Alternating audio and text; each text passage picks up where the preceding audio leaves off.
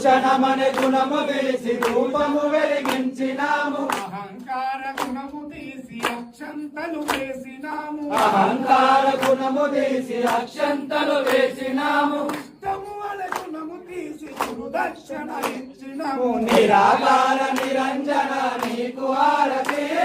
మల్లయ్య స్వామి నీకు మంగళహారతి